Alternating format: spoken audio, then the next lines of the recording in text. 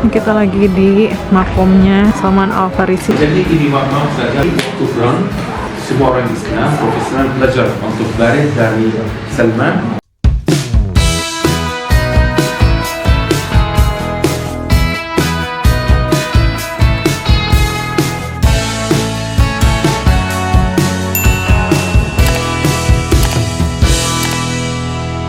Halo semuanya, seperti namanya, Arunika dengan senang hati akan menyinari harimu agar lebih menyenangkan. Kali ini Arunika mengajak kamu ziarah ke masjid dan makom Salman Al Farisi di Nablus, Palestina. Enjoy watching! Kita lagi di makomnya Salman Al Farisi, salah satu sahabat Rasulullah. Ini adalah masjid dan makom Salman Al Farisi, yaitu salah satu sahabat Nabi Muhammad SAW. Tempat yang terletak di desa Burin Kegubernuran Nablus, Palestina ini menandai di mana beliau pernah tinggal. Menurut berbagai sumber, terdapat beberapa tempat yang diklaim menjadi makam Salman Al Farisi, yaitu di Masjid Salman Al Farsi di Al-Madain, di Isfahan, atau di Yerusalem, dan sebagainya. Salman Al Farisi mengawali hidupnya sebagai seorang bangsawan yang berasal dari desa Jayun, kota Isfahan, Persia, pada tahun 568 Masehi. Di kalangan sahabat lainnya, ia dikenal dan dipanggil dengan nama Abu Abdullah. Perjalanan spiritual beliau mencari kebenaran membawanya hingga sampai di Madinah bersama Nabi Muhammad SAW. Beliau meninggal pada tahun 35 Hijriah atau 655 Masehi. Lahir dan dibesarkan sebagai Zoroastrian atau penganut agama Majusi, yaitu penyembah api.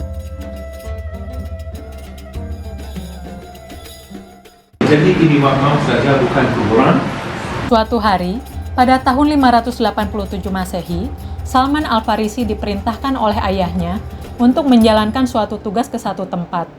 Di tengah perjalanan, beliau bertemu dengan kelompok Kristen Nestorian yang sedang menjalankan ibadahnya dan terkesan oleh mereka. Bertentangan dengan keinginan ayahnya, keluarganya mengurungnya setelah itu untuk mencegahnya, tetapi beliau melarikan diri. Beliau meninggalkan keluarganya untuk bergabung dengan mereka. Setelah memeluk agama Nasrani, beliau bertanya dari mana agama ini berasal, atau kepada siapa ia hendaknya belajar lebih dalam tentang agama Nasrani. Dikatakan kepadanya untuk pergi ke Suriah. Di Suriah, beliau menemui seorang pimpinan pendeta Nasrani pada masa itu. Tetapi, ia kecewa, karena apa yang dikatakan para pendeta tentang kesederhanaan berbanding terbalik dengan kehidupan para pendeta yang bergelimang harta. Hasil dari permintaan umat soal penembusan dosa. Lalu pendeta ini wafat dan digantikan seorang pendeta baru yang baik budinya. Salman kemudian mengikuti pendeta tersebut sampai akan datang ajalnya. Setelah kematiannya, perjalanan Salman Al Farisi masih belum menemui ujungnya. Ia beralih dari pendeta satu ke pendeta yang lainnya di beberapa wilayah. Hingga akhirnya sampailah beliau pada pendeta yang memegang teguh agama Nasrani yang masih murni, yaitu pendeta di daerah Amuria, Romawi. Pendeta tersebut sebelum wafat memberikan pesan kepada Salman Al Farisi, "Anakku, tidak ada seorang pun yang kukenal serupa dengan kita keadaannya, dan dapat kupercayakan engkau kepadanya. Tetapi sekarang telah dekat masa kebangkitan seorang nabi yang mengikuti agama Ibrahim yang lurus. Ia nanti akan hijrah ke suatu tempat yang ditumbuhi kurma, dan terletak di antara dua bidang tanah berbatu hitam, atau Arab. Seandainya kamu dapat pergi ke sana, temuilah dia. Ia mempunyai tanda-tanda yang jelas dan gamblang. Ia tidak mau makan sedekah, namun bersedia menerima hadiah. Dan di pundaknya ada tanda kenabian bila engkau melihatnya. Engkau pasti mengenalinya." Kemudian, Salman membayar uang untuk bergabung dengan sekelompok orang Arab yang kembali ke tanah air mereka. Tetapi dikhianati oleh mereka dan dijual sebagai budak kepada seorang Yahudi, yang kemudian menjualnya lagi kepada seorang Yahudi lain dari Bani Quraiza. Dia dibawa ke Yatsrib atau Madinah, yang ternyata ciri-ciri lokasinya sama dengan yang disebutkan oleh gurunya terdahulu. Beliau tinggal bersama orang Yahudi itu dan ditugaskan merawat kebun kurma. Hingga akhirnya, Nabi yang beliau tunggu-tunggu telah hijrah ke Madinah. Maka beliau pun mencuri-curi waktu untuk menemui Nabi yang dijanjikan tersebut.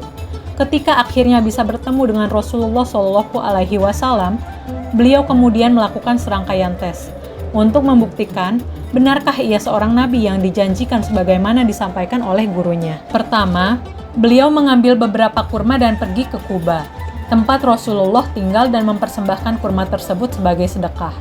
Namun, Rasulullah tidak mau memakannya, dan menyuruh sahabat-sahabatnya untuk makan pemberiannya tersebut. Kedua, beliau datang lagi dan kali ini memberikan hadiah kepada Rasulullah dan para sahabat beliau.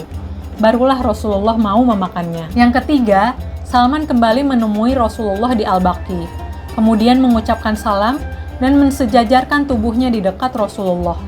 Ternyata, Rasulullah tahu apa yang dicari oleh Salman, maka disingkapkanlah kain burdah yang menutupi leher dan pundak Nabi, dan tampaklah pada pundaknya tanda kenabian sebagaimana yang disampaikan oleh gurunya dahulu. Akhirnya Salman Al-Farisi pun menangis, karena ia telah sampai pada tujuan akhir dari perjalanannya.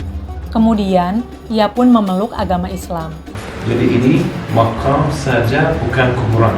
Ia menjadi pahlawan dengan ide membuat parit dalam upaya melindungi kota Madinah dalam pertempuran Khandaq pada tahun ke-5 Hijrah. Tentara Quraisy dan Ghatfan mengatur siasat dan taktik perang secara licik, bahwa mereka akan menyerang kota Madinah dari luar, sementara Bani Quraidah atau Yahudi akan menyerangnya dari dalam, yaitu dari belakang barisan kaum muslimin, sehingga mereka akan terjepit dari dua arah yang dapat menghancurkan kaum Rasulullah Shallallahu Alaihi Wasallam. Di negerinya yaitu Persia, Salman Al-Farisi telah mempunyai pengalaman luas tentang teknik dan sarana perang. Begitupun tentang siasat dan liku-likunya. Maka ia pun mengajukan suatu usul kepada Rasulullah Shallallahu Alaihi Wasallam yang belum pernah dikenal oleh orang-orang Arab dalam peperangan mereka selama ini. Rencana itu berupa penggalian Khandaq atau parit perlindungan sepanjang daerah terbuka di sekeliling kota. Ketika kaum Quraisy menyaksikan parit terbentang di hadapannya, mereka merasa terpukul melihat hal yang tidak disangka-sangka itu. Hingga tidak kurang sebulan lamanya, kekuatan mereka bagai terpaku di kemah-kemah karena tidak berdaya menerobos kota. Dan akhirnya pada suatu malam Allah Subhanahu wa Ta'ala mengirim angin topan yang menerbangkan kemah-kemah dan memporak-porandakan tentara mereka. Abu Sufyan pun menyerukan kepada anak buahnya agar kembali pulang ke kampung mereka, dan mereka pun pulang dalam keadaan kecewa dan berputus asa serta menderita atas kekalahan yang pahit. Sepeninggal Nabi Muhammad SAW, Salman Al-Farisi menjadi gubernur di daerah kelahirannya hingga ia wafat. Tonton keseruan-keseruan lainnya di video selanjutnya ya, dan jangan lupa like, comment, subscribe, dan share. Thank you for watching.